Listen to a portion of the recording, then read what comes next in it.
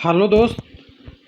एक तरफ लोगों का कमेंट आ रहा है कि आरआरसी ग्रुप डी का सीबीटी का डेट कब अनाउंस होगा, और दूसरी तरफ आरआरबी ग्रुप डी परीक्षा 2018 का डॉक्यूमेंट वेरिफिकेशन शेड्यूल जारी हो रहा है। और यहाँ भी 7वां डॉक्यूमेंट वेरिफिकेशन है। 10 तक पहुँच चुका था हाईएस्ट सेंट्रल रेलवे में और डब्ल्यूआर में।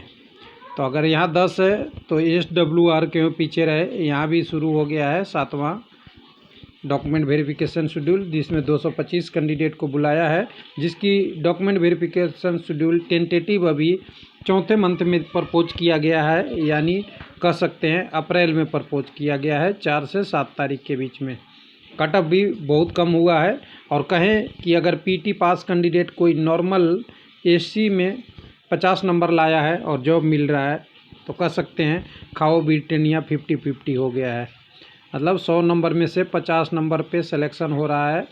ये भी एक बहुत बड़ी बात है जॉब के लिए, गवर्नमेंट जॉब में।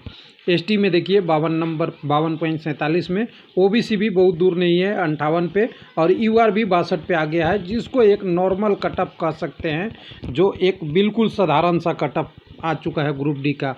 जब वैकेंसी हुई थी उस समय ज़्यादा गया था, लेकिन ये भी ध्यान रहे कि बंगलौर, जब आरआरबी बंगलौर की वैकेंसी आई थी तो बीच में वैकेंसी बढ़ गई थी कुछ, जिसके कारण से यहाँ का कटअप और आरआरसीओ के मुकाबले आरआरबी बंगलौर, जो उस समय वैकेंसी निकाला था बंगलौर के नाम से, उनकी कम हुई, जिसका मुख्यालय हुबली में था।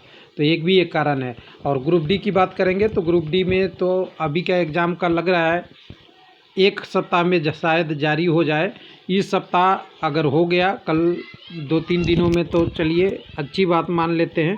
10 तारीख कल इलेक्शन भी का काउंटिंग भी है, यूपी पंजाब वगैरह, उसके बाद शायद लग रहा है जल्दी ही प्रोसेस हो जाएगा। लेकिन हम आपको प्रोमाइज़ नहीं कर सकते कब तक ये आपका CBT 1 होगा, क्योंकि अभी डेट फिक्स करना एग्ज़ाम सेंटर के डिपेंड करता है। तो चलिए WR में चलते हैं, क्या है हुबली में। तो यहाँ पे PWD के लिए जो कैंडिडेट का नॉन PWD कैंडिडेट तो इसके लिए जो आया है 4 तारीख से लेके 7 तारीख का डॉक्यूमेंट वेरिफिकेशन है। और ये टेंटेटिव डेट है, जब आपका यहीं पे कॉल लेटर आएगा वहाँ पे आप देखिएगा एक्चुअल डेट आएगा। तो इसको अगर ओपन कर लेंगे तो आपके पास एक डिटेल आ जाएगा। उस डिटेल को 1 मिनट में एक बार यहाँ से ओपन कर लूँ, मेरे पास ऑलरेडी डाउनलोड कर रखा है, तो मैं डाउनलोड से ले लेता हूँ आपके लिए 7TV। चलिए, तो यहाँ से आप देखेंगे तो ये देखिए आज तारीख भी 9 तारीख है, ताज़ा खबर है, जिसमें टेंटेटिव डॉक्यूमेंट वेरिफिकेशन शेड्यूल दिया हुआ है। यहाँ पे देखिए South Eastern Railway recruitment cell, हालांकि वैकेंसी आई थी बंगलौर से, आरआरबी बंगलौर से, लेकिन जानते हैं आरआरसी ग्रुप डी वगैरह, ग्रुप डी के खास करके वैकेंसी सब आरआरसी के अंदर में आता है, जिसके लिए कॉल लेटर नॉट सेंड होगा। डॉक्यूमेंट वेरिफिकेशन के लिए आपको कॉल लेटर होगा, वो वेबसाइट पे आएगा। और डिटेल में देखिएगा सब कैंडिडेट का, शुरुआत में यूआर के कैंडिडेट हैं और ओबीसी के भी हैं, तो वो क्वालिफाई किए हैं या तो यूआर के कटअप में, और साथ में या ओबीसी क्रीमली लेयर वाले हैं, नॉन क्रीमली लेयर वाले नहीं है। तो ये सारा कैंडिडेट के देखेंगे तो यूआर का कहे तो यूआर का कटअप यहाँ तक आ गया है, जिसका कटअप हम 62 कर रहे हैं। ये लास्ट कैंडिडेट 40 यूआर के हैं।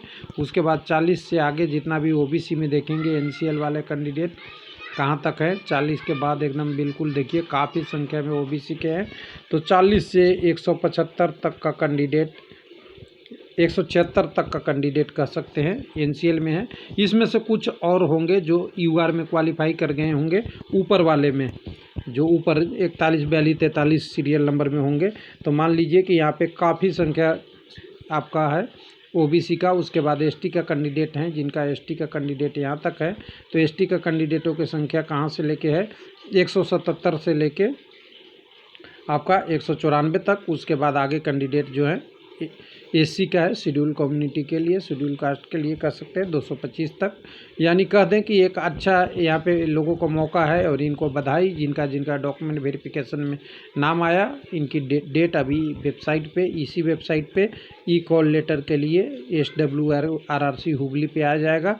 यहाँ पे ही लिंक आ जाएगा, यहाँ से लिंक आप डाउनलोड करके वेबसाइट पे जा सकते हैं जब आपका एडमिट कार्ड आएगा। लेकिन वो आरआरसी ग्रुप डी वाले के लोगों का जो क्वायरी आ रहा है कि जिनमें CBT 2 इंसर्ट किया गया था और मेडिकल एग्जामिनेशन की बात हुई है, जिसका मेडिकल स्टैंडर्ड चेंज कर दिया है। इसके चक्कर में लोगों का प्रोटेक्ट हुआ था, जिसके लिए रिप्रेजेंटेशन हुआ और आगे क्राइसिस नहीं हुआ।